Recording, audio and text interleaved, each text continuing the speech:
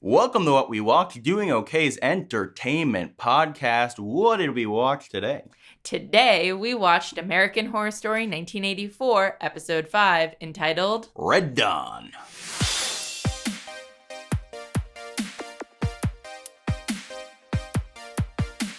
I'm Dan. I'm Olga. And this was a big episode as dawn finally came to our camp in a red way.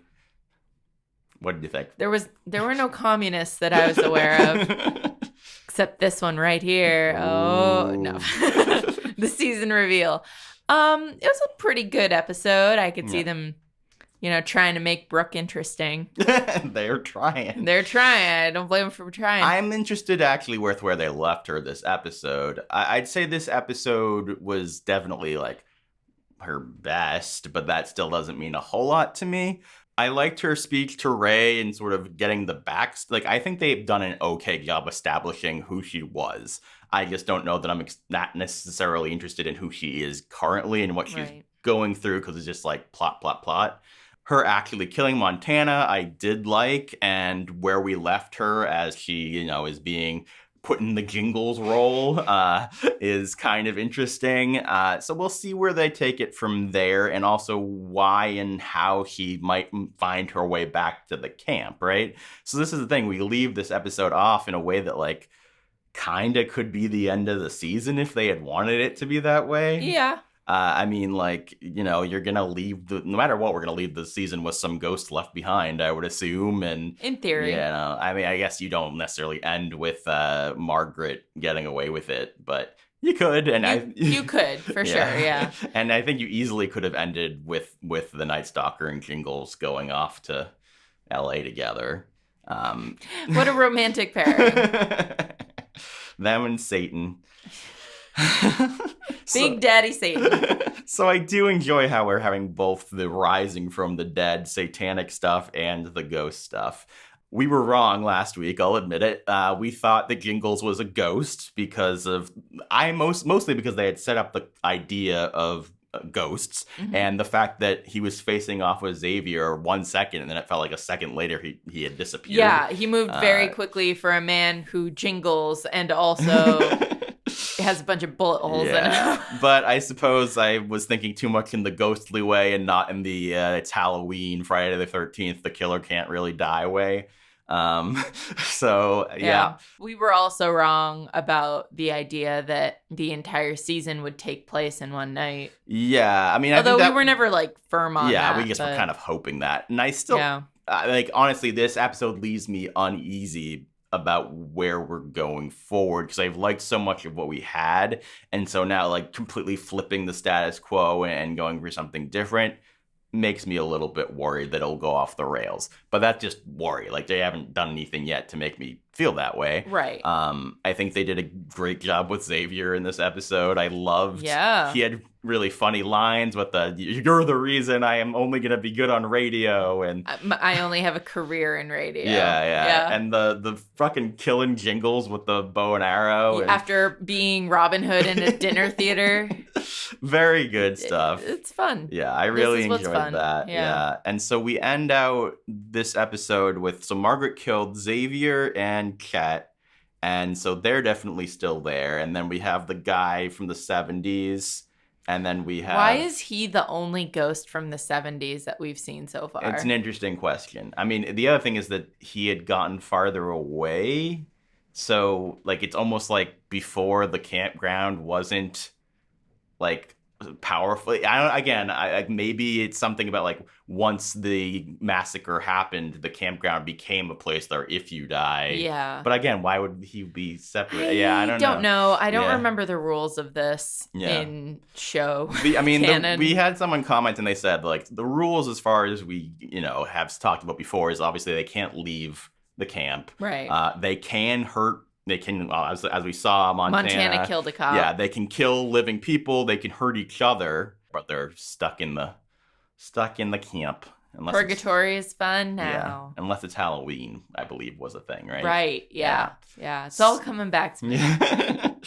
Yeah. So that's like I said, it's interesting how they're stuck there, but the Night Stalker and Jingles are like, we can go wherever we want. AKA yeah. Los Angeles for For crime. fun times. And then meanwhile, we had Dee Dee, I believe Yes. she's now being called. We will call her Dee Dee because that's what her serial killer father called her. Yes. Wow, backstory. I liked that. I mean, Yeah. everything's, it's all heightened, it's all silly, but I think they did a fun job with that cold open.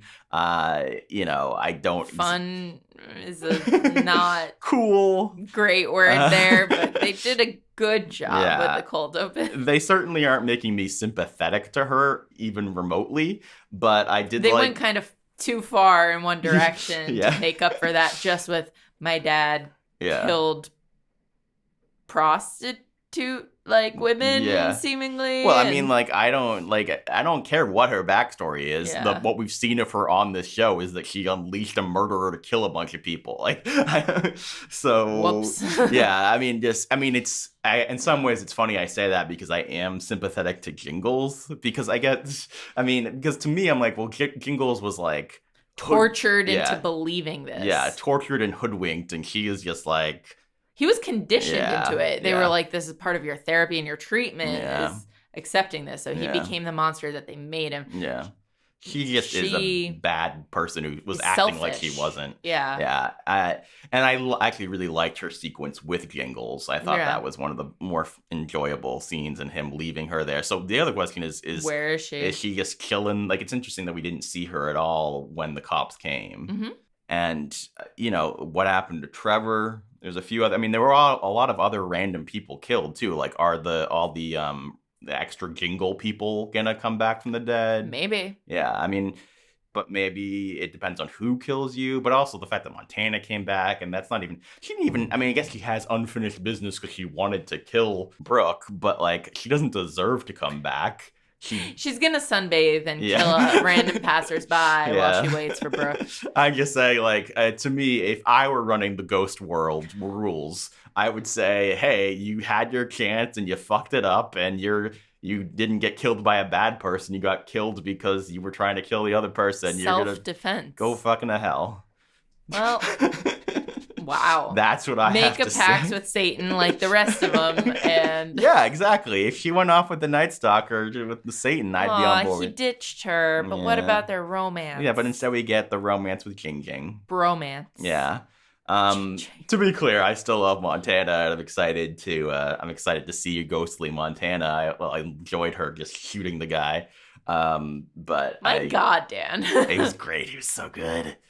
Yeah, while we were watching, I was like, they should have her. I'm gonna stop you right there. I don't want to know what you want out of Montana. No. So where do you think Margaret goes from here, right? She should be done with the camp, right?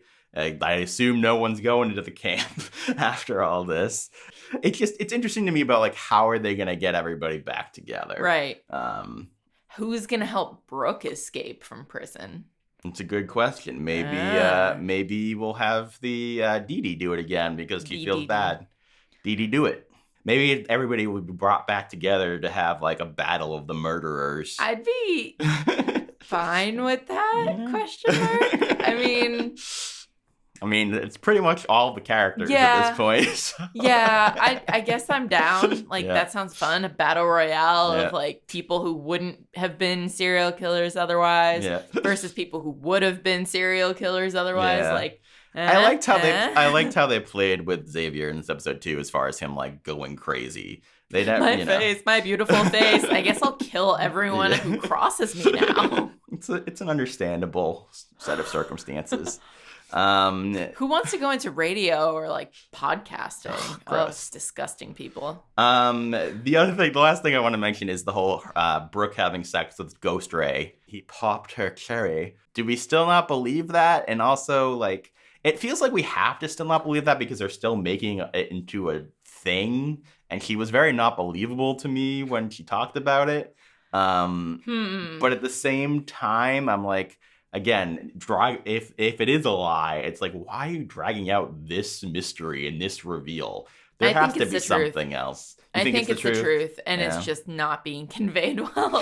Because the two of us are just suspicious of Emma Roberts. Yeah. The two of us are just not buying her good girl routine. Yeah. But I think they want us to at this Yeah, point. it's actually, I thought it was a little surprising that when she was facing off with Montana, that they didn't specifically have a discussion about like, I know you slept with him and that's why this happened or whatever, and that she didn't like agree or disagree on that. And maybe it just doesn't matter. Maybe you're right. Maybe it's not about really who she was. It's about who she's going to become through this experience of being I think blamed. that's specifically what they're talking about here, and being like, I've forgotten who I am. I don't know who I am. Like, she can be molded into another killer, another Jingles. Like, she like has replaced her identity in the past, and then she replaced it with a victim, and now can it be as a psycho? Yeah. It's going to be interesting to see what they do. Anyone out there? The 100th episode is coming up. Yes, that is very exciting. Yes. I'm sure they will go big.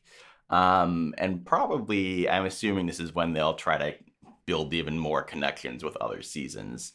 I think that the clearest connection right now seems to be Hotel, from what you were saying with the Night Stalker. But but I'm wary of them already getting ready for that. Yeah. Even because it's not the finale next episode. Yeah. Well, speaking of that, if anybody can leave in the comments and give us a citation showing how many episodes there are in this season, because I saw on EW it said 10, but that was kind of an old article, so I wasn't sure if they were 100% right. And then somebody commented that there were actually just 9 episodes, but they didn't give any like specific link proving their point. So if anybody knows for sure, I'd like to know how many episodes are left. Are we halfway through the season or more than halfway through this season? It's odd that I couldn't just very quickly find that out on their Wikipedia page. You would think.